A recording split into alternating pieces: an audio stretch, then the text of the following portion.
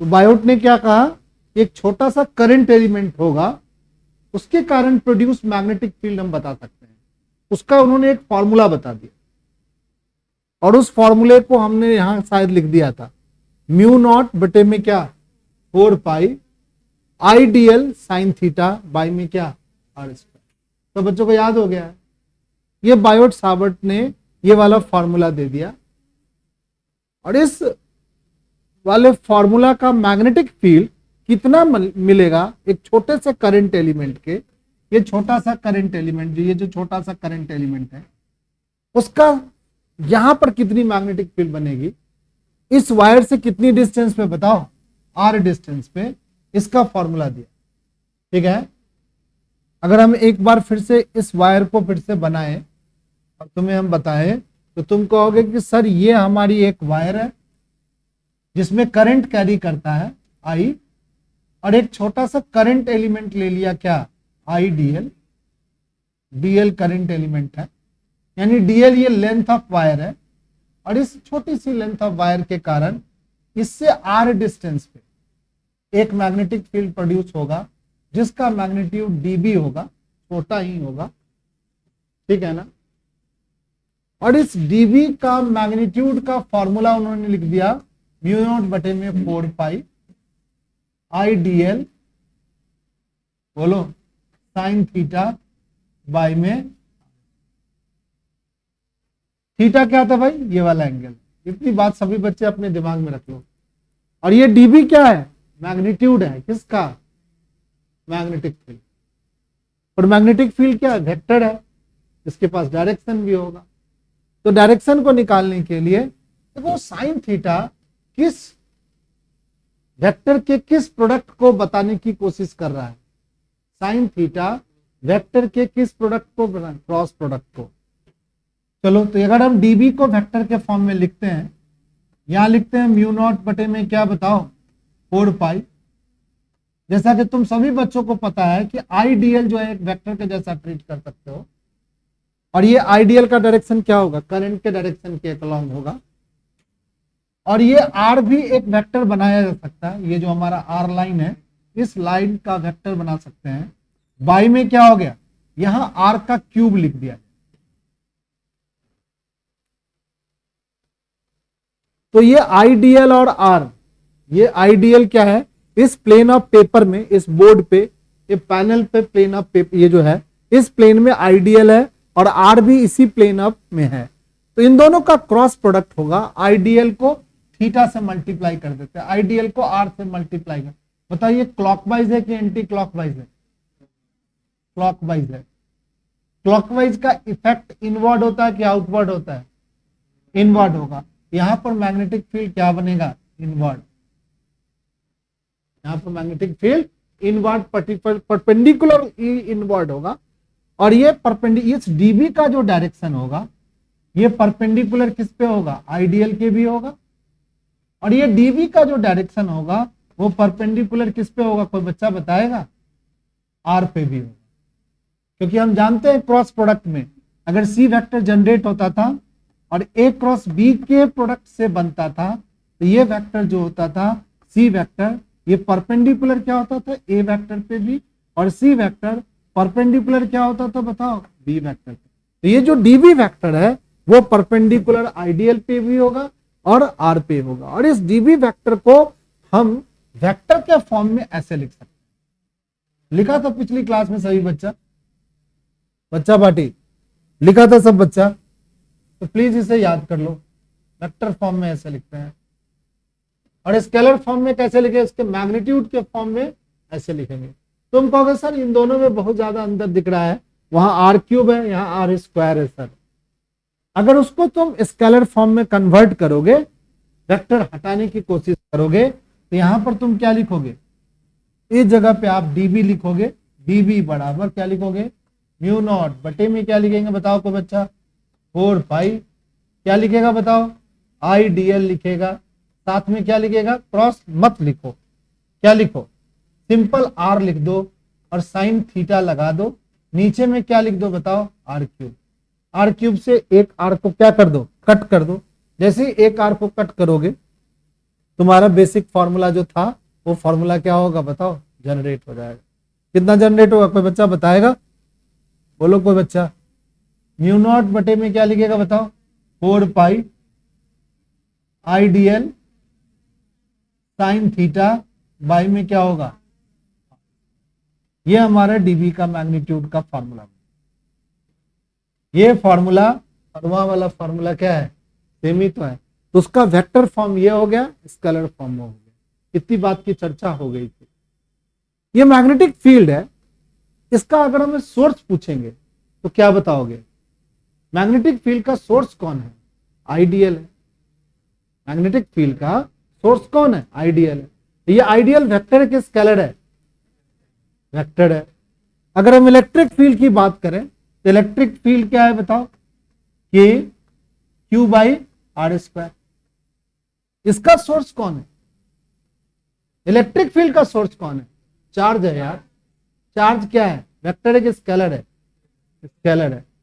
तो electric field produce करने वाला जो सोर्स है वो स्केलर है, और मैग्नेटिक फील्ड प्रोड्यूस करने वाला सोर्स कौन है, वेक्टर है। उसके सोर्स का नाम क्या रखा, करंट एलिमेंट। इसके सोर्स का क्या नाम रखा, चार्ज। इसके सोर्स का नाम क्या रखा, चार्ज। इसके सोर्स का नाम क्या रखा, चार्ज, और इसके सोर्स का नाम करंट एलिमेंट। देखो यहां से वेक्टर जनरेट होता है, यहां पर आर कैप लिखते थे हम, नहीं लिखते थे वेक्टर फॉर्म में। अगर ये पॉजिटिव चार्ज है तो इलेक्ट्रिक फील्ड हमेशा किसी पॉइंट पर पॉजिटिव चार्ज से क्या होता था, अबे होता था। अगर ये नेगेटिव चार्ज हो तो नेगेटिव चार्ज की तरफ होता था। फील्ड क्या है, स्केलर है कि वेक्टर है, वेक्टर है। तो इसका स्केलर क्वांटिटी का सोर्स बनता है इलेक्ट्रिक फील्ड के लिए, और यहां वेक्टर क्वांटिटी का सोर्स बनता है मैग्नेटिक फील्ड के। तो दोनों में कुछ तक कुछ सिमिलरिटी है, कुछ डिससिमिलरिटी भी है। अब देखो, डिस्टेंस के स्क्वायर के इनवर्सली प्रोपोर्शनल इलेक्ट्रिक फील्ड में भी होता है, डिस्टेंस के स्क्वायर के इनवर्सली प्रोपोर्शनल है मैग्नेटिक फील्ड में। पर दोनों के फील्ड क्या है, फील्ड का जो बनना है उसका सोर्स अलग अलग है। मैग्नेटिक फील्ड का सोर्स क्या है, करंट एलिमेंट है। इलेक्ट्रिक फील्ड का सोर्स क्या है, चार्ज। तो कुछ सिमिलरिटी है, कुछ क्या होगी, डिससिमिलरिटी होगी। तो चलो सिमिलरिटी और डिससिमिलरिटी को लिखते हैं। Similarity and dissimilarity between Coulomb's law of electrostatic field and Biot Savart. ठीक है, पहला क्या लिखा हुआ है बताओ, both field are long range. Long range करने का मतलब कि अगर यहां पर चार्ज रखा हुआ है तो बहुत दूर जाने के बाद इलेक्ट्रिक फील्ड को जीरो बना सकते हैं। उसी तरीके से अगर एक करंट कैरिंग एलिमेंट है, आइडियल है, इसके थ्रू जो मैग्नेटिक फील्ड बन रहा है ये भी काफी दूर जाकर के क्या होगा, जीरो होगा। यानी बहुत पास में मैग्नेटिक फील्ड का मैग्नीट्यूड जीरो नहीं होगा, कुछ ना कुछ होगा। यानी लॉन्ग रेंज की फील्ड बनती है। ठीक है, चलो भाई, both field depends on square of its distance. ठीक है, नहीं देखा था अभी हम डीबी बराबर क्या लिखे थे बताओ, म्यू नॉट बटे में क्या लिखा था, 4 पाई। लिखते चलो सब बच्चे, आईडीएल साइन थीटा बाई में आर स्क्वायर। तो हम लिख सकते हैं कि डीबी जो है वो इनवर्सली प्रोपोर्शनल है 1 बाई आर स्क्वायर के। और इलेक्ट्रिक फील्ड का क्या फॉर्मूला पर आता, के क्यू बाई आर स्क्वायर। तो हमारे के जो है, ई जो है इनवर्सली प्रोपोर्शनल है 1 बाई क्या, आर स्क्वायर के।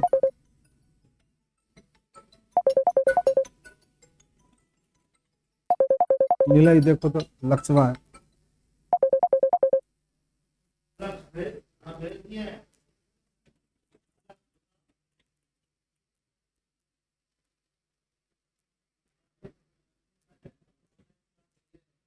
हाँ, चलो बीच में पूछो, क्लास के बीच में पूछता है मत।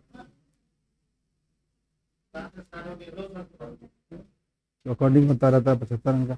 हेलो, पहले इंफॉर्मेशन बेटा, बेटा इंफॉर्मेशन पहले होना चाहिए। ठीक है ना, ये जरूरी है बेटा ना, उसको स्ट्रीमिंग के लिए फिर हमें लॉग इन करना पड़ता है ना सारा चीज बेटा। चलो ठीक ठीक ठीक, करने की कोशिश करता हूँ। चलो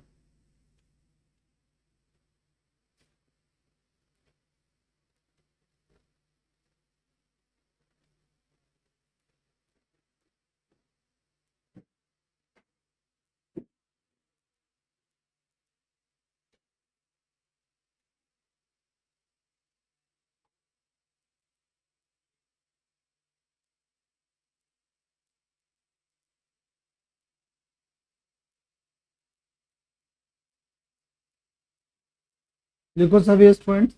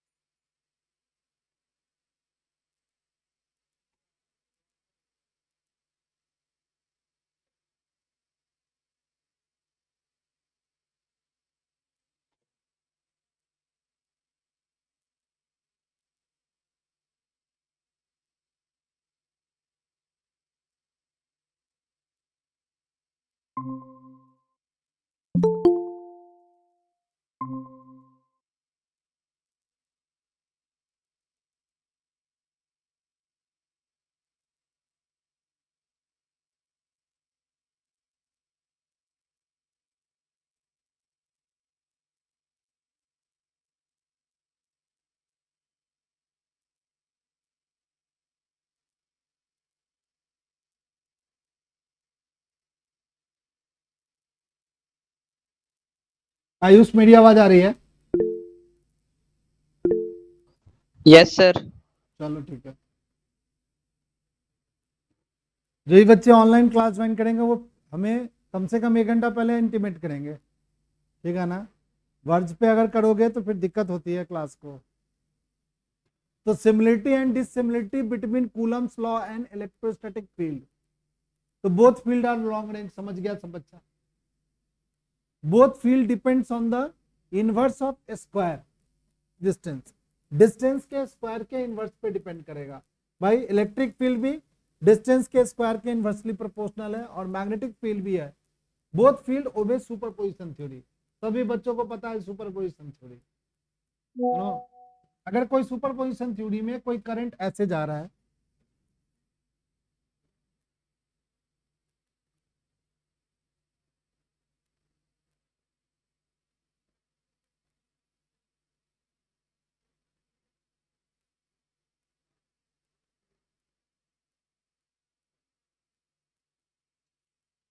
ठीक है ना? क्या बोला मैं?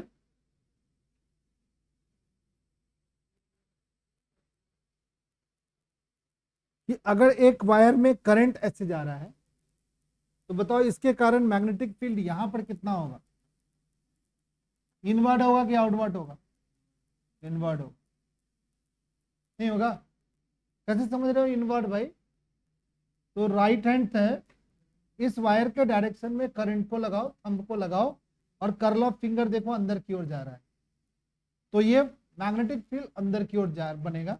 यहाँ पर मैग्नेटिक, और एक वायर यहाँ पर लग देते हैं, ठीक है? इसमें भी करंट यहाँ पे जा रहा है, ऊपर ही जा रहा है, ठीक है? बताओ इस वायर के कारण, ये पहला वायर के कारण मैग्नेटिक फील्ड क्या हो गया? अंदर देखो। और दूसरी वायर के कारण, ये दूसरी वायर के कारण हमारी मैग्नेटिक फील्ड क्या होगा बताओ? हमारी मैग्नेटिक फील्ड क्या होगी बताओ? यहां पर मैग्नेटिक फील्ड कोई बच्चा बताएगा? दूसरी वायर के कारण, इस करंट के कारण मैग्नेटिक फील्ड क्या होगा बताओ? इनवर्ड होगा कि आउटवर्ड होगा? बताओ तो जल्दी से बच्चा, अरे जोर से बताओ यार। नहीं बेटा, ऐसे ये देखो, ये वायर यहां पर इनवर्ड होगा, यहां पर क्या होगा? आउटवर्ड होगा। तो इस वायर के कारण मैग्नेटिक फील्ड B1 वायर के कारण, वन वायर के कारण मैग्नेटिक फील्ड क्या हो रहा है? इनवर्ड हो रहा है। इसके कारण मैग्नेटिक फील्ड क्या हो रहा है? आउटवर्ड हो रहा है। तो दोनों मैग्नेटिक फील्ड को अगर हम जोड़ने जाएंगे, वेक्टरली जोड़ने जाएंगे, तो ये क्या होगा? ये इनवर्ड मैग्नेटिक फील्ड में आउटवर्ड मैग्नेटिक फील्ड क्या करना पड़ेगा हमें? प्लस करना होगा कि माइनस करना होगा?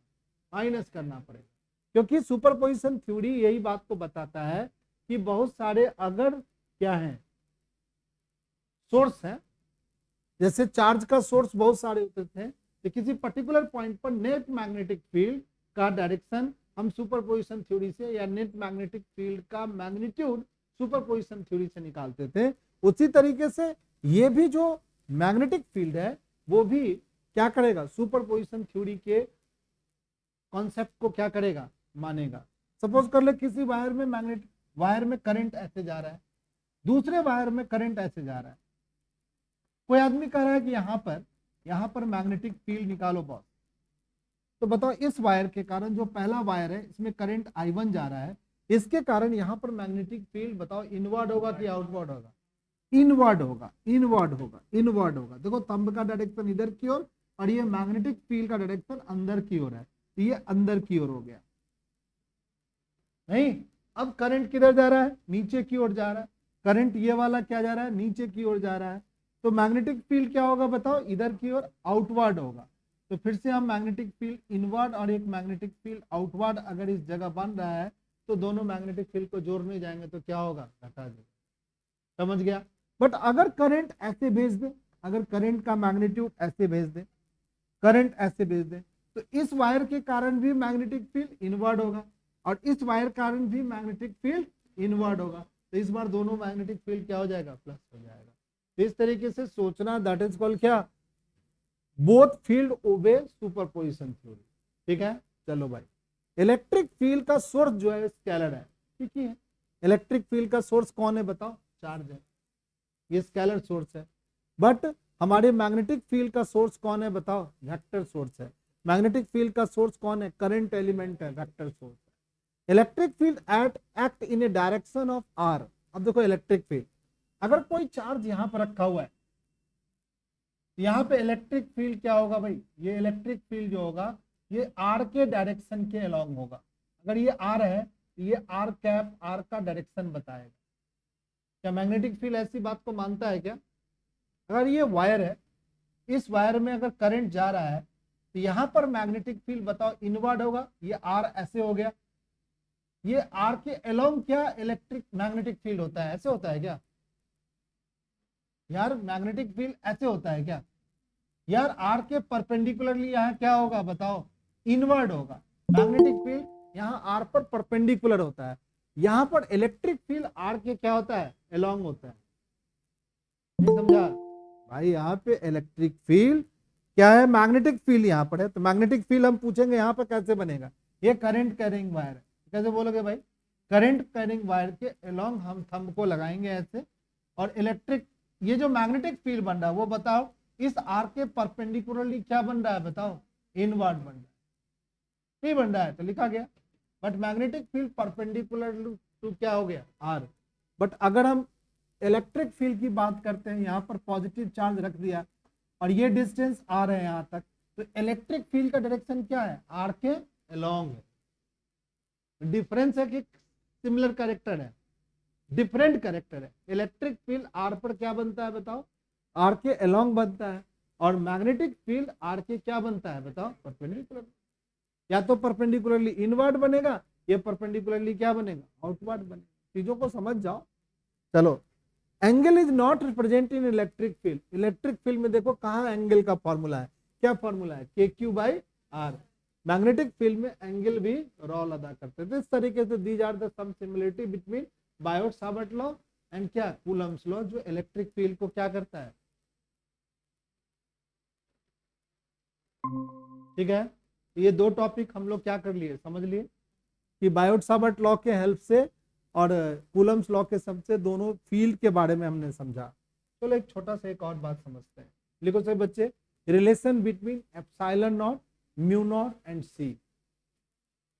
Relation between epsilon naught, mu naught and C. Relation between epsilon naught, mu naught and सी।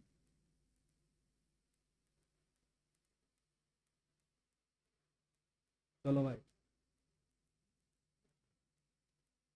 तो जैसा कि तुम सभी बच्चों को पता है कि 1/4πε, 1/4πε नॉट की वैल्यू क्या होती है? 9 × 10⁻9 होती है। और म्यू नॉट बटे 4π, म्यू नॉट बटे में 4π की वैल्यू 10⁻⁻7, या कह सकते हो म्यू नॉट की वैल्यू 4π × 10⁻ क्या होता है? -7। यही ना होता है। अब अगर हम इस दोनों चीज को, ये वाला चीज और इस वाले चीज को आपस में क्या कर दे? मल्टीप्लाई कर दे। तो मल्टीप्लाई ऐसे सोचते हैं थोड़ा सा कि कि यहां से म्यू नॉट की वैल्यू निकाल लेते, एप्सिलॉन नॉट की वैल्यू निकाल लेते। तो एप्सिलॉन नॉट की वैल्यू कितनी होगी बताओ कोई बच्चा? एप्सिलॉन नॉट की वैल्यू क्या होगी बताओ कोई बच्चा? पहले हम लोग रिवर्स कर ले, कोई दिक्कत है क्या? 4 पाई एप्सिलॉन नॉट की वैल्यू कितनी होगी? 1 बटे में 9 इंटू 10 टू दी पावर क्या होगा? 9 होगा। और एप्सिलॉन नॉट की वैल्यू कितनी होगी बताओ? 1 बटे में 4 पाई इंटू में क्या हो गया? 9 इंटू में क्या हो गया? 10 टू दी पावर 9। ये म्यू नॉट की वैल्यू आ गई और ये क्या आ गई बताओ? एप्सिलॉन नॉट की वैल्यू। इन दोनों को मल्टीप्लाई कर दो, म्यू नॉट को एप्सिलॉन नॉट से मल्टीप्लाई कर दो। Mu naught is multiply by epsilon not. चलिए भाई, म्यू नॉट कितना है बताओ सही बच्चे? 4 pi into 10 to the power कितना हो गया? -7। और एप्सिलॉन नॉट की वैल्यू भी रख दो। कितना रखोगे एप्सिलॉन नॉट की वैल्यू बताओ? 1 बटे में 4 pi into 9 into 10 to the power 9। 4 pi से ये 4 पाई क्या हो गया? कट गया। क्या बचेगा भाई? इस -7 को उठा के नीचे ले आओ तो कितना होगा? 1 बटे में 9 इंटू 10 टू दी पावर, पहले से 9 है और इंटू में क्या हो गया? 10 टू दी पावर 7 हो गया। ये किसके बराबर हो गया? म्यू नॉट और एप्सिलॉन नॉट के बराबर हो गया। और इसको लिखा जाए तो 1 बटे में 9 इंटू 10 टू दी पावर कितना हो गया? 16, जिसको लिख सकते हैं 1 बटे में सी स्क्वायर, क्योंकि सी की वैल्यू होती है 3 इंटू 10 टू दी पावर क्या? 8। ये लाइट की स्पीड है, नहीं होती है? इस सी का ही तो स्क्वायर करोगे तो 9 इंटू 10 टू दी पावर 16 आ जाएगा, नहीं आ जाएगा? यानी आप एक फॉर्मूला बना लिए कि म्यू नॉट की मल्टीप्लाई करेंगे एप्सिलॉन नॉट से 1 बटे में सी स्क्वायर के क्या आएगा? बराबर आएगा। एक फॉर्मूला बना लो सही बच्चे, याद रख लो, एक रिलेशन हो गया। इलेक्ट्रिक और मैग्नेटिक फील्ड में जो एप्सिलॉन और म्यू नॉट का जो कांस्टेंट है, इस कांस्टेंट के बीच ये रिलेशन है, जिस रिलेशन को हम याद रख सकते हैं। या तुम इस रिलेशन को ऐसे लिखकर भी याद कर सकते हो, सी स्क्वायर बराबर 1 बटे में म्यू नॉट एप्सिलॉन नॉट, और सी की वैल्यू 1 बटे में अंडरवुड म्यू नॉट एप्सिलॉन, ऐसे भी याद कर सकते हो। फॉर्मूले के डिफरेंट फॉर्म को हम याद रख सकते हैं कि कैसे ये फॉर्मूला हम याद रखना है, किस फॉर्म में हमें याद रखना है। तो याद रखोगे तो ज्यादा बेटर है। तो this is the relation between mu naught epsilon. Biot Savart law is used to find magnetic field due to current carrying wire. Biot Savart law का यूज कहाँ होगा बताओ? मैग्नेटिक फील्ड निकालने का। जो वायर के अंदर अगर करंट कैरिंग वायर है तो मैग्नेटिक फील्ड निकाल सकते हो बायोट-सावर्ट लॉ के हेल्प। ठीक है, बताओ इलेक्ट्रिक फील्ड निकालने के लिए कौन सा लॉ यूज करते थे तुम? कूलम्स लॉ कह रहा है एक बच्चा, गलत बोल रहा है कि सही बोल रहा है? सही बोल रहा है। कूलम्स में क्या लॉ पढ़ाया था भाई इलेक्ट्रिक फील्ड के लिए, किसी को याद है? भाई के क्यू बाई आर, वो लॉ थोड़ी है, वो तो सिंपल एक फॉर्मूला बता दिया था कूलम ने। गॉस का एक लॉ था जिसके हेल्प से हम इलेक्ट्रिक फील्ड निकालते थे डिफरेंट तरीके से। कूलम या किसी ने हमारे इलेक्ट्रिक फील्ड का तो सिंपल एक फॉर्मूला दे दिया था। क्या दे दिया था? के क्यू बाई आर। ये तो इलेक्ट्रिक फील्ड, परंतु इलेक्ट्रिक फील्ड निकालने का जो थ्योरम बनाया गया वो गॉस लॉ में। गॉस लॉ में एक इनफाइनाइट वायर लिया गया था, उसके कारण इलेक्ट्रिक फील्ड निकाला था। एक क्या किया था? सीट लिया था, एक इनफाइनाइट सीट लिया था, उस इनफाइनाइट सीट का इलेक्ट्रिक फील्ड निकाला था। एक स्फीयर लिया था, उस पर चार्ज डाल करके इलेक्ट्रिक फील्ड निकाला था। ठीक है ना? तो कह सकते हैं गॉस लॉ के हेल्प से इलेक्ट्रिक फील्ड निकालते थे। अगर हम कूलम्स लॉ की बात करें तो कूलम्स ने तो एक फॉर्मूला दिया था। किसका फॉर्मूला दिया? कूलम्स का। याद है सही बच्चों को? कूलम्स ने सिर्फ चार्ज के बीच लगने वाले फोर्स का फॉर्मूला दे दिया था। क्या दिया था? चार्ज के बीच लगने वाले फोर्स का फॉर्मूला। फोर्स बराबर के Q1 Q2 बाई में R स्क्वायर। और बाद में पता चला इलेक्ट्रिक फील्ड जो होता है वो फोर्स डिवाइडेड बाई क्या? चार्ज। इसमें से एक चार्ज को हटा देते थे, कूलम्स ने ये बता दिया था। ठीक है ना? बट गॉस ने कहा था कि अगर कोई लाइन चार्ज है, ऐसे कोई लाइन दिया हुआ है और इस पर चार्ज फैला हुआ है, तो गॉस लॉ के हेल्प से यहां पर इलेक्ट्रिक फील्ड निकाल सकते हो। एक इनफाइनाइट लॉन्ग सीट है और इस पर चार्ज अगर सिग्मा चार्ज डेंसिटी है तो यहाँ पे इलेक्ट्रिक फील्ड निकालते हैं। और एक स्फेरिकल सेल है और इस पर पॉजिटिव चार्ज या कोई निगेटिव चार्ज है, इसके इस डिस्टेंस पे, सेंटर से आर डिस्टेंस पे कितनी इलेक्ट्रिक, ये इस इलेक्ट्रिक फील्ड को निकालने के लिए हम क्या यूज किए थे, गॉस लॉ यूज किए। कूलम्स लॉ नहीं भी बोलना है। बट बताओ बायोट सावर्ट लॉ से तुम क्या निकाल सकते हो, मैग्नेटिक फील्ड। पर बायोट सावर्ट ने कहा मैग्नेटिक फील्ड निकालेंगे तो उसमें करंट कैरिंग वायर लेंगे, उस करंट कैरिंग वायर का एक छोटा सा टुकड़ा लेंगे, उस छोटे से टुकड़े के कारण मैग्नेटिक फील्ड निकाल सकते। ठीक है, समझ गया? चलो भाई, अब हम लोग पास, हाँ लिख लो इसको,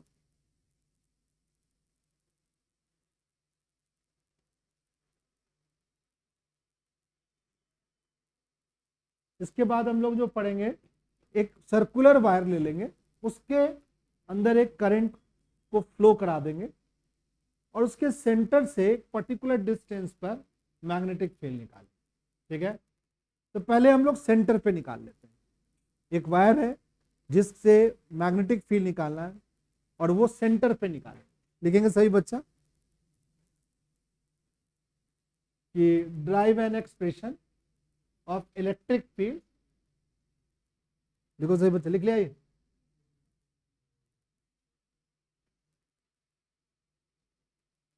हमें अभी क्या पढ़ना है, एक इलेक्ट्रिक फील्ड को ड्राइव करना है। कहां पर, एक वायर के सेंटर पे निकालना, वायर का सेंटर लेना है और लूप लेना है। एक सर्कुलर लूप ले लिया जाए, ये एक सर्कुलर लूप ले लिया जाए और इस सर्कुलर लूप में करंट को फ्लो करा दिया जाए। एक सर्कुलर लूप लिया जाए और इसमें करंट को भेज दिया जाए। कितना करंट को भेज दिया जाए, आई, और इसके सेंटर पे मैग्नेटिक फील्ड निकालना। बताएगा कोई बच्चा ये सेंटर पर मैग्नेटिक फील्ड का डायरेक्शन क्या होगा? मैग्नेटिक फील्ड का डायरेक्शन क्या, करंट कैसे घूम रहा है बताओ, क्लॉकवाइज के एंटी क्लॉकवाइज। तो यहां पर मैग्नेटिक फील्ड परपेंडिकुलरली क्या होगा, आउटवर्ड होगा।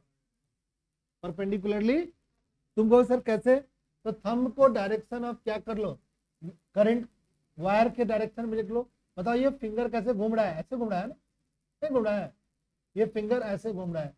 तो यहाँ पर सेंटर की तरफ ये डायरेक्शन आउटवर्ड है कि इनवर्ड है, आउटवर्ड है।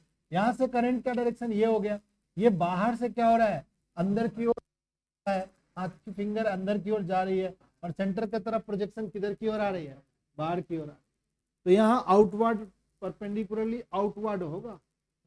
अगर हम पूछेंगे और एंटी क्लॉकवाइज जब जो चीज घूमती है तो उसका इफेक्ट आउटवर्ड होता है कि इनवर्ड होता है? एंटी क्लॉकवाइज का तो आउटवर्ड ही बॉस होता है। और क्लॉकवाइज का क्या इफेक्ट होता है, किसी चीज को क्लॉकवाइज घुमाओगे तो वो अंदर की ओर चला जाएगा और एंटी क्लॉकवाइज घुमाओगे तो वो क्या आएगा, बाहर की ओर आएगा। फुल करके क्या आएगा, बाहर की ओर आएगा। और क्लॉकवाइज घुमाओगे तो क्या होगा, वो धीरे धीरे घूमते घूमते क्या हो जाएगा, अंदर की ओर चला जाएगा। कौन, कोई भी इफेक्ट। तो यहाँ पर आउटवर्ड होगा। अब यहाँ पर हम बायोट सावर्ट लगा करके मैग्नेटिक फील्ड यहाँ पे निकालना चाहते हैं। चलो भाई, तो बायोट सावर्ट लॉ ने उन्होंने कहा था कि हम करंट एलिमेंट बनाइए बॉस।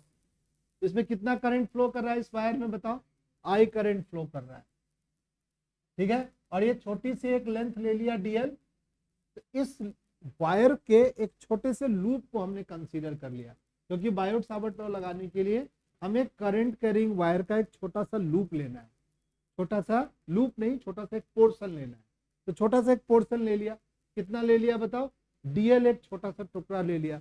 अब इस डीएल छोटा सा टुकड़ा लेने से इस करंट कैरिंग वायर के कारण इस सेंटर पे ये वाला डिस्टेंस क्या मान लेते हैं बताओ, आर मान लेते हैं, ये रेडियस मान लेते हैं, या इस आर को हम कैपिटल आर मान लेते हैं।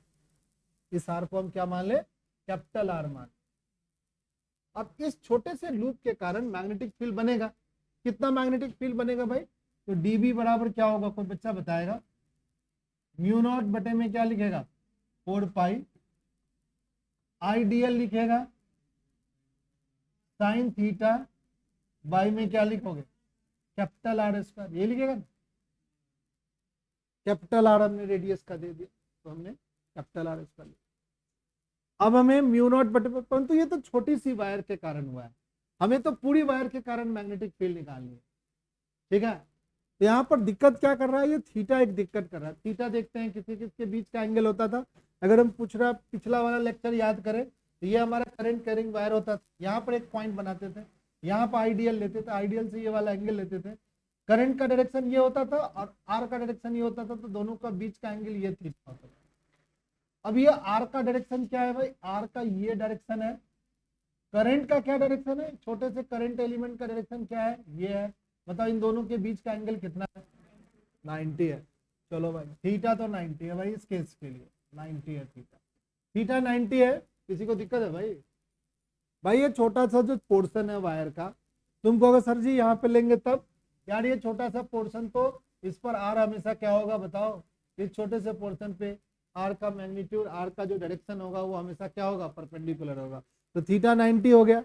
तो डीबी के लिए हम लोग ऐसा लिख देते हैं, डीबी बराबर क्या लिखोगे बताओ, म्यू नॉट बटे में क्या लिखोगे 4 पाई, आई डी एल लिख दोगे, बाई में क्या हो गया बताओ आर स्क्वायर, साइन 90 क्या हो जाएगा 1 हो जाएगा, यहाँ लिख दीजिए साइन 90, साइन 90 डिग्री क्या होता है 1 होता है, 1 होता है तो ये वैल्यू तो क्या हो जाएगी 1 ही हो जाएगी, ठीक है ना। इस वैल्यू को हटा दो यहाँ। अब डीबी बराबर क्या हो गया बताओ, म्यू नॉट बटे 4 पाई, क्या लिखेंगे आई डी एल, बाई में क्या लिखेंगे आर का स्क्वायर, यहाँ भी आर स्क्वायर लिखेंगे, छूट गया था। अब क्या करेंगे, छोटे से वायर के कारण तो मैग्नेटिक फील्ड का मैग्नीट्यूड निकल गया, अब पूरी वायर के कारण निकालना है, तो पूरी वायर के कारण निकालना है तो इसको क्या कर देंगे बताओ, इंटीग्रेट कर देंगे। इंटीग्रेट करेंगे तो डीबी का इंटीग्रेशन क्या होगा बताओ, डीबी का इंटीग्रेशन क्या होगा बताओ, बी होगा, कई बार बताया हो। डीएक्स का इंटीग्रेशन क्या होता है बताओ, एक्स होता है। डीएम का इंटीग्रेशन क्या होगा बताओ, एम होगा। तो डीबी का इंटीग्रेशन क्या होगा, बी होगा। इसमें बताओ जो कांस्टेंट चीजें उसको बाहर निकालो, बताओ कौन कौन कांस्टेंट है, म्यू नॉट बटे 4 पाई कांस्टेंट है, आंसर कांस्टेंट है। करंट जो इस वायर में जा रही है वो भी कांस्टेंट है, आंसर कांस्टेंट है। आर स्क्वायर भी क्या है कांस्टेंट है, ये तो रेडियस ऑफ वायर है। इंटीग्रेशन किसका होगा बताओ, डीएल का इंटीग्रेशन, नहीं होगा डीएल का इंटीग्रेशन। डीएल एक्चुअली है क्या, ये डीएल इस वायर का क्या है बताओ, इस वायर का छोटा सा लेंथ है, जब इंटीग्रेट होगा इस वायर का टोटल क्या बन जाएगा, ये सरकमफ्रेंस बन जाएगा। डीएल डीएल डीएल इंटीग्रेट होगा तो ये टोटल वायर का एक छोटा सा पोर्शन जो था, जब इंटीग्रेट होगा तो छोटे छोटे पोर्शन जुड़ जुड़ के इंटीग्रेट होकर के क्या होगा, पूरा सरकमफ्रेंस जनरेट हो जाएगा। तो पूरा सरकमफ्रेंस के लिए यहाँ पर शुरुआत में हम डीएल का इंटीग्रेशन म्यू नॉट बटे में क्या लिखेंगे बताओ 4 पाई, आई बटे में क्या लिखेंगे बताओ आर स्क्वायर, डीएल का इंटीग्रेशन एल होगा, बट एल की वैल्यू क्या लिखेंगे बताओ 2 पाई आर, क्या लिखेंगे 2 पाई आर। ये किसके बराबर है, circumference of the wire, circumference of wire, ference of wire, wire का सरकमफ्रेंस ले लिया। तो एल की वैल्यू यहां पुट कर दीजिए, लिख दो म्यू नॉट बटे में क्या होगा बताओ 4 पाई, आई बटे में क्या होगा बताओ आर स्क्वायर, और यहां लिखेगा 2 पाई कैपिटल आर। चलो भाई अब क्या होगा भाई, कुछ तो कट जाएंगे, ठीक है, कुछ तो कट जाएंगे। अगर हम काट देते यहां से इसको काट देते हैं, ये 2 बच गया, क्या बचेगा, एक आर से इस आर को काट देते हैं, तो म्यू नॉट बटे इंटू आई बटे में 2 क्या बचेगा पाई, पाई तो नहीं बचा भाई 2 आर, और कोई बचा क्या, म्यू नॉट आई बटे में क्या 2 आर। देखो ये magnetic field at the centre, अगर इस लूप में करंट एंटी क्लॉकवाइज है तो ये जो मैग्नेटिक फील्ड का जो डायरेक्शन है वो परपेंडिकुलरली क्या है आउटवर्ड, डायरेक्शन क्या है परपेंडिकुलरली क्या है आउटवर्ड। लिख लिया जाए सभी बच्चे समझ गए तो। क्वेश्चन क्या पूछेगा एग्जाम में कि find magnetic field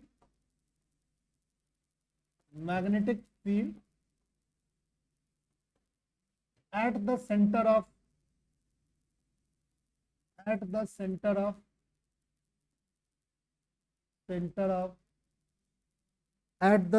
of find magnetic field at the center of wire or at the center of circular wire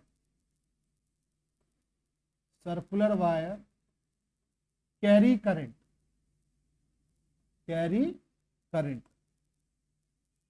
carry कर रहा हो। क्वेश्चन सी हो, यानी आप मैग्नेटिक फील्ड निकालो at the centre of wire, wire के सेंटर पे निकालना है। कैसा वायर है? सर्कुलर वायर जो करंट आई कैरी कर रहा हो। और यूज क्या कर रहा है? Biot Savart law. Use Biot Savart law,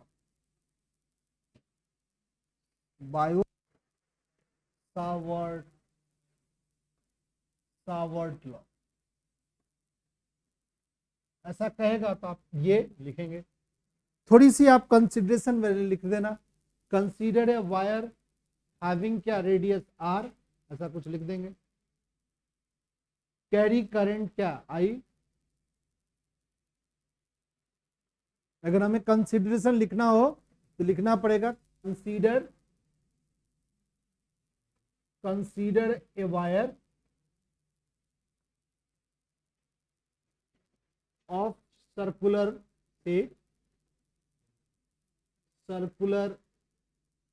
shape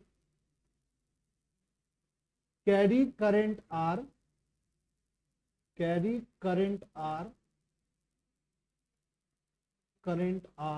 I of radius क्या? R, of radius R. और कंसीडर करेंगे आइडियल एक करंट एलिमेंट है। Ideal is a current element, current element है। अब अप्लाई कर देंगे बायोट सावर्ट लॉ यहाँ पे, और इस तरीके से इंटीग्रेट कर करके हम मैग्नेटिक फील्ड निकाल सकते हैं। Centre of the circular wire के सेंटर पे हम मैग्नेटिक फील्ड को निकाल सकते हैं।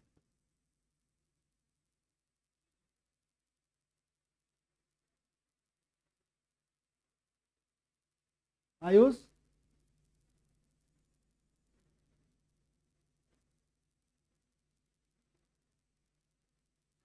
Yes sir. आ रहा है समझ में?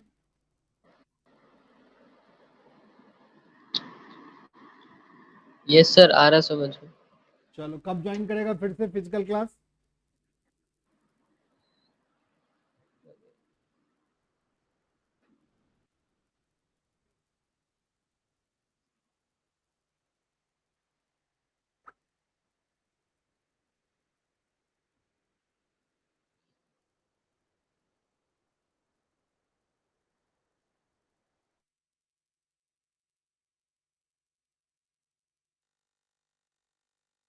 तो बायोट सावर्ट लॉ के हेल्प से हमने क्या निकाल लिया?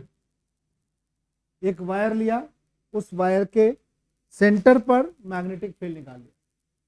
ठीक है। अब इस बायोट सावर्ट लॉ के हेल्प से एक वायर लेंगे, सीधा वायर लेंगे इस बार, और फिर से मैग्नेटिक फील्ड निकालने की कोशिश करेंगे। ठीक है। एक बायोट सावर्ट लॉ के हेल्प से हम एक सीधी सी वायर लेंगे, लंबी सी एक वायर लेंगे, और फिर से एक मैग्नेटिक फील्ड निकालने की कोशिश करेंगे। लिख लिया सब बच्चा? सर्कुलर वायर के कारण मैग्नेटिक फील्ड हमने निकाल लिया, डीबी के साथ ऐसे लिख करके, थीटा को 90 वगैरह कंसीडर करके। ठीक है। बट एक इनफाइनाइट लॉन्ग वायर लेंगे। इनफाइनाइट लॉन्ग वायर मतलब एक बड़ी सी वायर की लंबी सी वायर लेंगे, और उस लंबी सी वायर के कारण हम मैग्नेटिक फील्ड निकालने की कोशिश करेंगे। क्योंकि हमने सीखा है कि अगर कोई वायर होगा, अगर वायर है, अगर ये पतली सी वायर है और इसमें करंट होए तो यहाँ पर मैग्नेटिक फील्ड बनेगा। बट यहाँ पर कितना मैग्नेटिक फील्ड करेगा? जब एक लंबी सी वायर है, एक बहुत सी लंबी वायर, इनफाइनाइट लॉन्ग लंबी वायर है, यहाँ पर मैग्नेटिक फील्ड बनेगा। बट एक चीज बताओ, यहाँ पर मैग्नेटिक फील्ड ज्यादा बनेगा कि यहाँ पर मैग्नेटिक फील्ड ज्यादा बनेगा, पास में ज्यादा बनेगा? ये तो बायोट ने बताया। बायोट ने बताया कि छोटे से करंट एलिमेंट के कारण बनेगा मैग्नेटिक फील्ड, उसका फॉर्मूला है बॉस। बट ये पूरी लंबी सी वायर है, तब क्या होगा मैग्नेटिक फील्ड भाई? उसका उन्होंने कुछ फॉर्मूला नहीं बताया, बाद में लोगों ने उसे इंटीग्रेट वगैरह कर करके मैग्नेटिक फील्ड निकालने की कोशिश किया। अब हम क्या कंसिडरेशन ले रहे हैं? एक पतली सी वायर, एक मैग्नेटिक फील्ड की एक वायर लेंगे, ठीक है, जल्दी लिखो। एक वायर लेंगे, एक लंबी सी वायर लेंगे और उसके कारण मैग्नेटिक फील्ड निकालेंगे, ठीक है। चलो भाई, अभी हम लोग स्टार्ट करते हैं। एक वायर लेकर के उसमें करंट भेजेंगे, अप्लाई करेंगे कौन सा लॉ?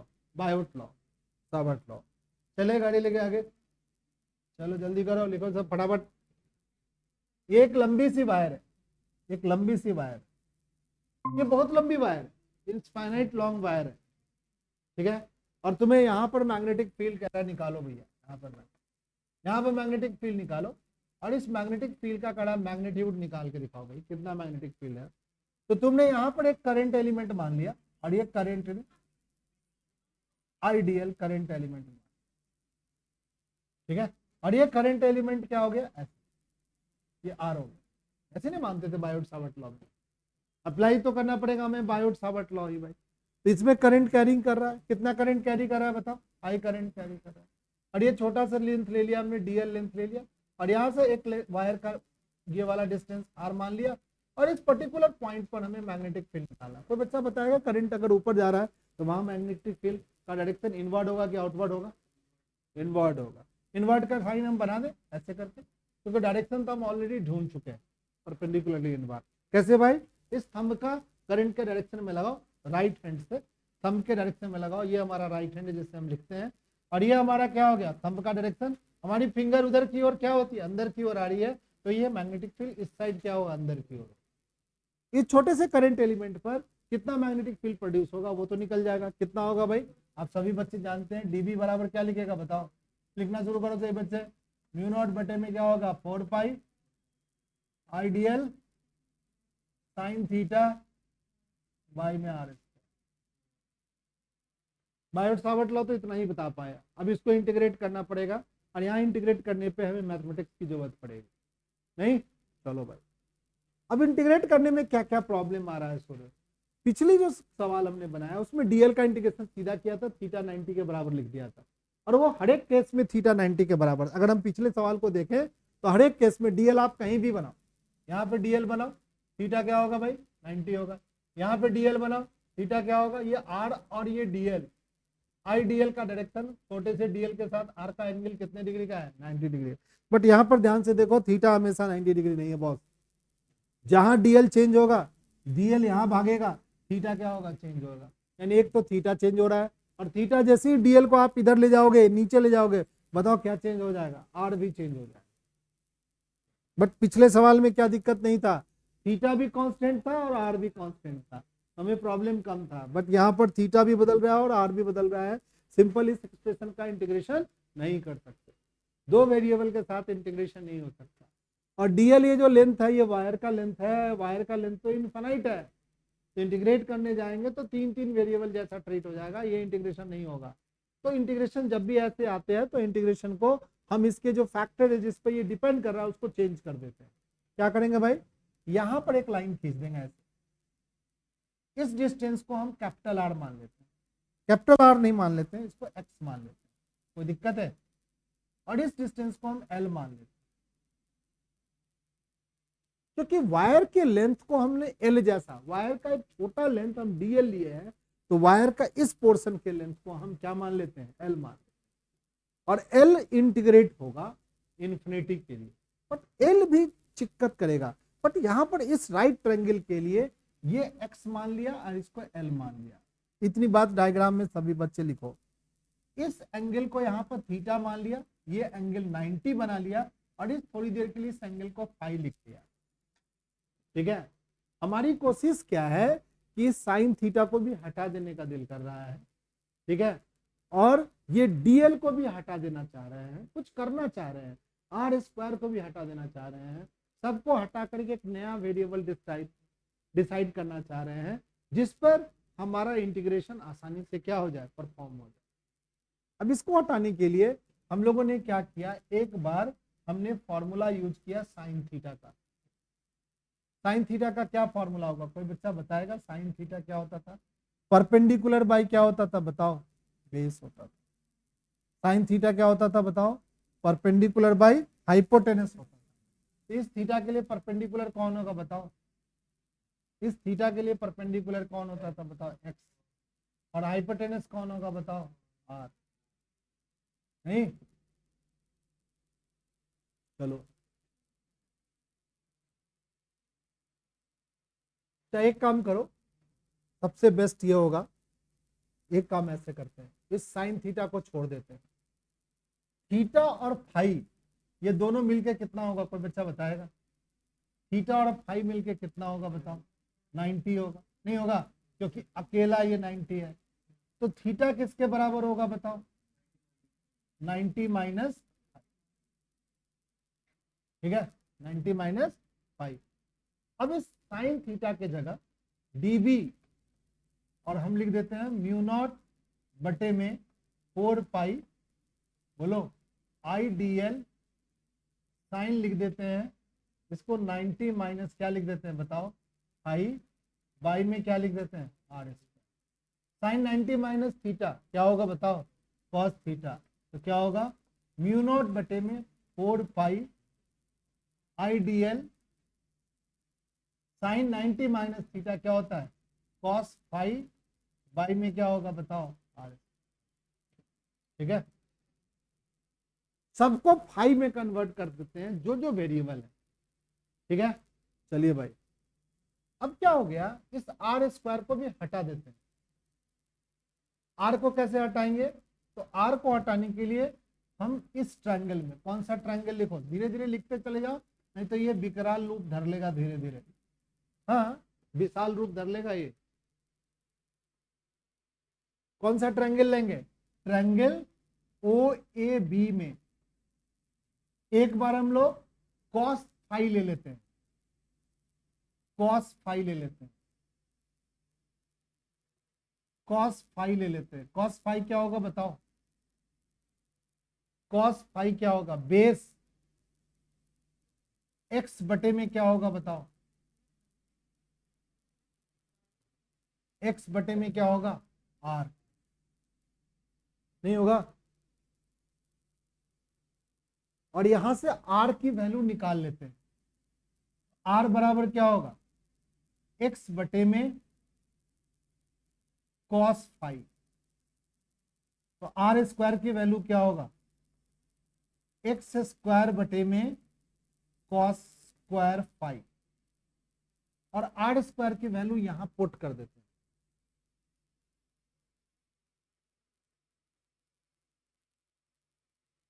चाहे पहले आप लोग यहां तक लिखो, फिर बताता हूं। यहां तक लिख लिया सभी स्टूडेंट्स? म्यू नॉट बटे 4 पाई IDL कॉस फाई बटे में आर स्क्वायर।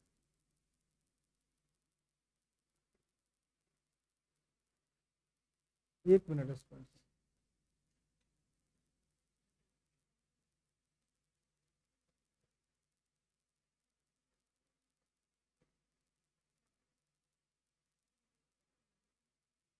ठीक है, यहां तक लिख लिया सब बच्चा?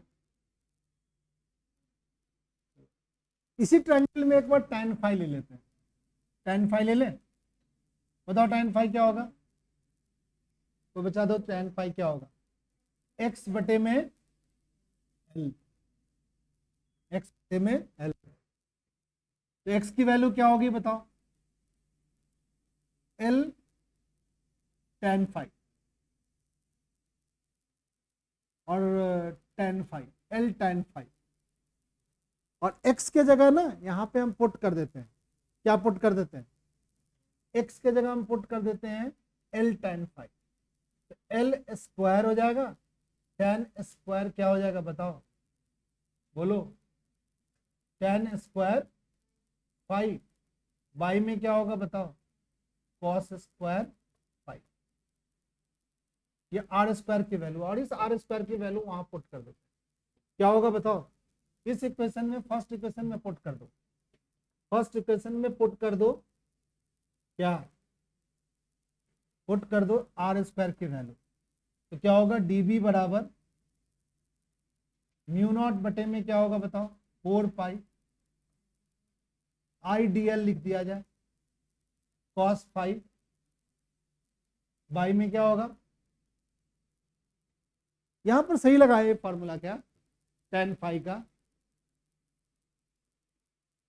tan फाइव का फॉर्मूला सही लगाया क्या, tan फाइव का फॉर्मूला तुम लोग सही नहीं लगाया है। परपेंडिकुलर कौन होगा बताओ, एल होगा, गलत लगा फॉर्मूला।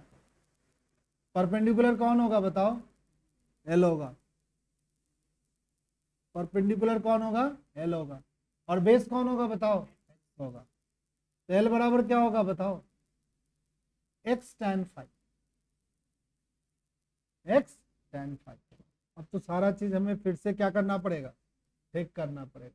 चलो इसको ऐसे ही रहने देते हैं, यहां से सब गड़बड़ा गया, सारा सत्यानाश मिल गया। चलो भैया ठीक है, यहां तक ठीक है, यहां तक तो सबको बच्चे को समझ में आ गया था। इस इक्वेशन को फर्स्ट मैंने cos फाइव निकाल लिया, tan फाइव निकाल लिया। चलो इसको डिफरेंशिएट कर लेते हैं, इसको डिफरेंशिएट कर लो।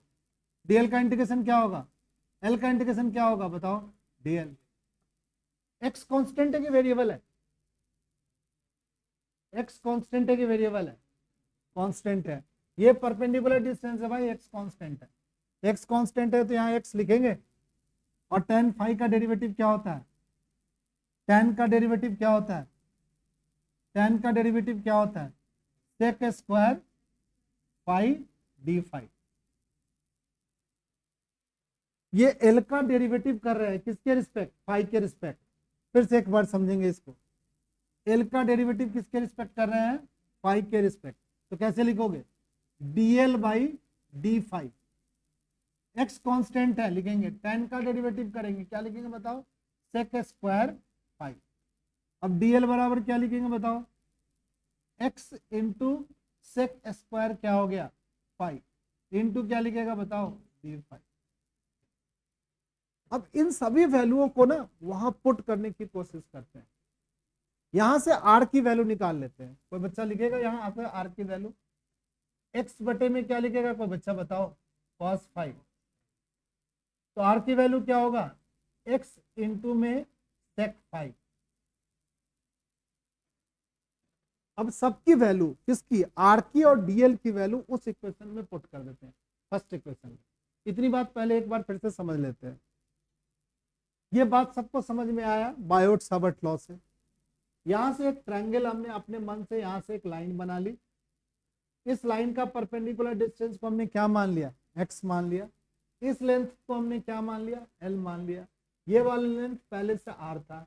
ये एंगल 90 है तो ये दोनों मिलके क्या होगा, 90 होगा। थीटा और फाइव मिलके 90, तो थीटा बराबर क्या होगा, 90 माइनस फाइव। थीटा के जगह पे 90 माइनस फाइव लिख दिया, तो cos फाइव बाई में आर स्क्वायर। ये पहला इक्वेशन बना लिया। यहां तक तुम्हें किसी को प्रॉब्लम नहीं है। उसके बाद इस ट्रायंगल में एक बार cos फाइव का फॉर्मूला लगाया और एक बार क्या लगाया, tan फाइव का। tan फाइव के फॉर्मूले को डिफरेंशिएट कर दिया और dl की वैल्यू निकाल लिया। और cos फाइव की वैल्यू में से किसकी वैल्यू निकाल लिया, r की वैल्यू निकाल लिया। और इस r और dl दोनों की वैल्यू किसमें पुट कर दिया, फर्स्ट इक्वेशन में पुट कर दिया। ये सारी दिक्कतें क्यों आई, क्योंकि जब हम इंटीग्रेट करने गए ना तो थीटा भी चेंज हो रहा था, आर भी चेंज हो रहा था। ये सारी दिक्कतें आ रही थी, दो दो वेरिएबल हो रहे थे। तो हमें ये सारे वेरिएबल को हटाने के लिए ये सारी बातें कर रहे हैं। चलो आप पुट कर देते हैं धीरे से, कहीं गलती ना हो जाए, इसीलिए धीरे से पुट कर देते हैं। डीबी लिख दे यहाँ पे, हाँ सर लिखो। म्यू नॉट बटे में क्या लिखोगे बताओ, 4 पाई लिखिए सर। देन आफ्टर क्या लिखिए, आई लिखो सर। डीएल की वैल्यू को लिखिए सर, ठीक से लिखो, एक्स लिखिए और साथ में क्या लिखिए, sec square phi d phi, DL का वैल्यू। यहां पर क्या लिखेंगे बताओ, cos फाइव। बाई में क्या लिखेंगे बताओ, आर की वैल्यू लिखो, एक्स स्क्वायर साथ में लिखो sec square phi, sec square phi. अब देखो कुछ कट रहा है, उस कट करके उसको लिखो। डीबी बराबर क्या लिखेंगे बताओ, म्यू नॉट बटे में क्या 4 पाई, बोलो बच्चा पार्टी, आई लिखे, नीचे एक्स लिख ले, सेक स्क्वायर से सेक स्क्वायर को काट दे तो क्या बचेगा cos फाइव, अब बोलो डी फाइव। अब बताओ कौन कौन वेरिएबल है। म्यू नॉट बटे 4 पाई क्या है बताओ, कांस्टेंट है। आई करंट भी क्या है, कांस्टेंट है। Perpendicular distance from B point पे भी कांस्टेंट हो गया, तो वेरिएबल क्या हो गया, फाई एंगल ही वेरिएबल हो गया। अब एक वेरिएबल में कन्वर्ट कर दिया एक्सप्रेशन को, अब हम इंटीग्रेट कर सकते। कहोगे सर फाई कैसे वेरिएबल है सर, अगर ये डीएल खिसक करके नीचे जाता है, तो डीएल नीचे खिसक के जाता है तो हमारी फाई क्या हो रही है बताओ, चेंज हो रही है। ठीक है, डीएल कहोगे सर और खिसक के नीचे जाएगा सर, तो हमारी फाई क्या होगी, और ज्यादा होगा, ये वाला एंगल फाई बन जाएगा। तुम कहो सर डीएल तो ऊपर भी जा सकता है, तो डीएल अगर ऊपर जाएगा तो डीएल ऊपर जाएगा तो इसके साथ ये वाली एंगल फिर से फाई बन जाएगी, यानी सिर्फ फाई चेंज हो रही है। ठीक है,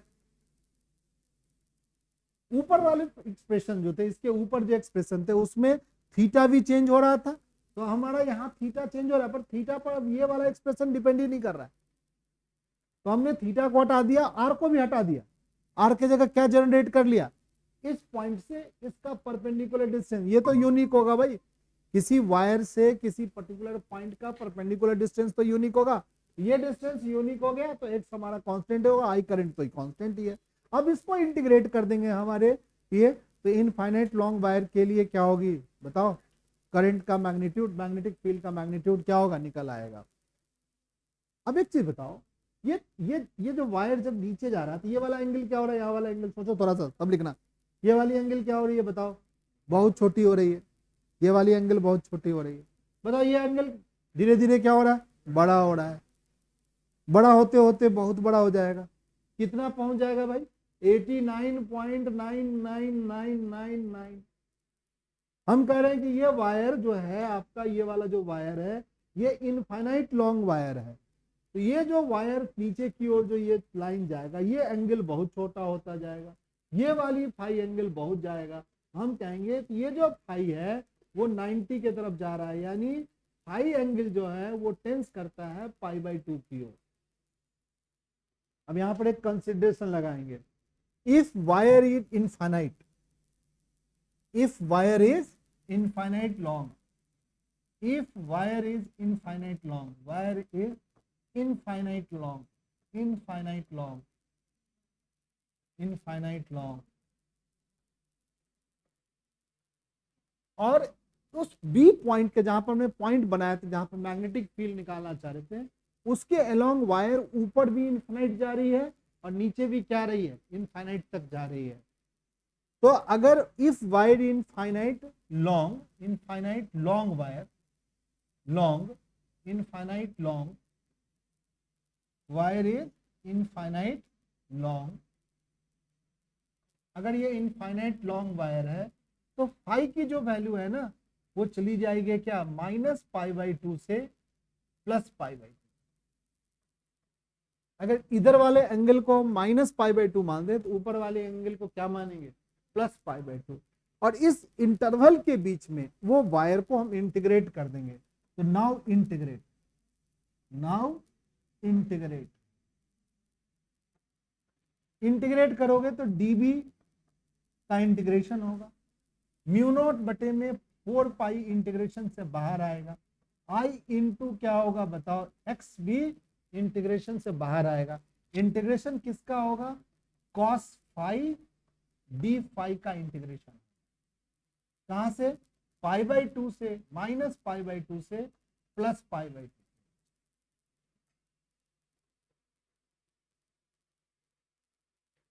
कॉस का इंटीग्रेशन क्या होता है, माइनस साइन होता है, कॉस का डेरिवेटिव होता है साइन, कॉस का इंटीग्रेशन होता है साइन, कॉस का इंटीग्रेशन, कॉस थीटा का डी थीटा के साथ इंटीग्रेशन जो होता है वो साइन थीटा होती है, माइनस नहीं होता है, डेरिवेटिव होती है कॉस का माइनस साइन, इंटीग्रेशन कॉस का क्या होता है, साइन होता है। तो क्या होगा, ये साइन इंटीग्रेशन हो जाएगा, क्या बनेगा बताओ, म्यू नॉट बटे में 4 पाई आई बटे में एक्स, इसका होगा साइन 5 होगा इंटीग्रेशन, एक बार लिखेगा माइनस का π/2, एक बार क्या लिखेगा प्लस का π/2, एक बार हम लोग लिखेंगे म्यू नॉट बटे में 4 पाई, ठीक है, आई बटे में क्या लिखेंगे एक्स, यहां पर लिखेंगे साइन 90, माइनस में लिखेंगे साइन -90, π/2 को हमने 90 लिख दिया, साइन 90 क्या होता है बताओ 1 होता है, तो म्यू नॉट बटे में 4 पाई, यहाँ आई हो गया, बाई में एक्स हो गया, साइन 90 1 होता है, ये 1 हो गया, और ये माइनस साइन बाहर निकल के प्लस हो जाएगा, फिर से साइन 90 क्या हो जाएगा 1 हो जाएगा, क्या बन जाएगा ये फॉर्मूला, म्यू नॉट बटे में 4 पाई 2i बटे में क्या हो गया x, this is the final formula. Infinite long wire के कारण मैग्नेटिक फील्ड, तो ये फॉर्मूला क्या है, कॉम्प्लेक्स तरीके से डराइव हुआ है, क्योंकि बायोट सावर्ट ने सिर्फ क्या बताया था, एक छोटे से वायर के कारण मैग्नेटिक फील्ड कैसे निकलेगा उसको बताया था, बट यहां पर तो हमने एक बहुत लंबी वायर ले ली और उस लंबी सी वायर के कारण मैग्नेटिक फील्ड निकालने में बायोट सावर्ट लॉ दिक्कत में फंसा था, बट मैथमेटिक्स ने उसे क्या किया, थोड़ा सा हेल्प किया, और उस हेल्प से एक इनफाइनाइट लॉन्ग वायर का मैग्नेटिक फील्ड म्यू नॉट बटे में 4 पाई 2i बटे में क्या हो गया x क्या है, इस पर वायर का जो इस पॉइंट से परपेंडिकुलर क्या है डिस्टेंस है, यानी x सबसे इंपॉर्टेंट एक फैक्टर बन गया, ये हमारा x है, x बताओ, ये इस पॉइंट के लिए ये x की वैल्यू कांस्टेंट है, ठीक है ना, नहीं है कांस्टेंट, और करंट का मैग्नीट्यूड कांस्टेंट है, तो इस तरीके का एक्सप्रेशन डराइव हुआ है। पिछली बार सेंटर पे कितना मैग्नेटिक फील्ड आया था याद है सही बच्चों को, अगर ये इसके सेंटर पे कितना मैग्नेटिक फील्ड था, कोई बच्चा बताएगा, म्यू नॉट बोलो यार आई बटे में 2 कैपिटल आर, इन्हें पढ़ा है, याद रखना ये वाला सेंटर पे है, और एक इनफाइनाइट लॉन्ग वायर के कारण म्यू नॉट बटे में 4 पार्ट 2i बटे में क्या हो गया x क्या है, दिस इज द x, ये x है, perpendicular distance from wire to the point. तो बायोट सावर्ट लॉ की कहानी इतनी ही है, ठीक है। एक और चीज है, एक लूप है, इस लूप के सेंटर पर अभी हमने मैग्नेटिक फील्ड निकाला, इस सेंटर से दूर जाएंगे, ऐसे जाएंगे, सपोज कर लो एक व्हील है, इस व्हील के एक्सिस पे हम इलेक्ट्रिक फील्ड निकालेंगे, और व्हील में क्या बनेगा बताओ, करंट घूमेगा, यानी एक सर्कुलर वायर लेंगे, इस सर्कुलर वायर में करंट को घुमाएंगे, तो सेंटर पर तो निकाल लिया। नेक्स्ट क्लास में हम लोग क्या करेंगे, एक व्हील लेंगे, व्हील के सेंटर से x डिस्टेंस आगे चले जाएंगे और वहां पर मैग्नेटिक फील्ड निकालने की कोशिश करेंगे और यूज करेंगे बायोट सावर्ट लॉ। तुम कहोगे सर काफी कॉम्प्लेक्स तरीके से निकल रहा है, हाँ भाई निकल रहा है, बायोट सावर्ट लॉ में कॉम्प्लेक्स तरीके से इंटीग्रेशन वगैरह करना पड़ रहा है, कुछ ऐसे कॉन्सेप्ट है जिसमें आप निकाल ही नहीं सकते बहुत, तो उसको सहूलियत बनाने के लिए एक और लॉ हमें पढ़ना है, that is called ampere circuital law, जो नेक्स्ट क्लास में हम लोग पढ़ेंगे, ठीक है। और साथ में एक बायोट सावर्ट लॉ का एक और एप्लीकेशन हम लोग सीखेंगे, ठीक है। तो नेक्स्ट क्लास की बात फिर नेक्स्ट क्लास में करेंगे।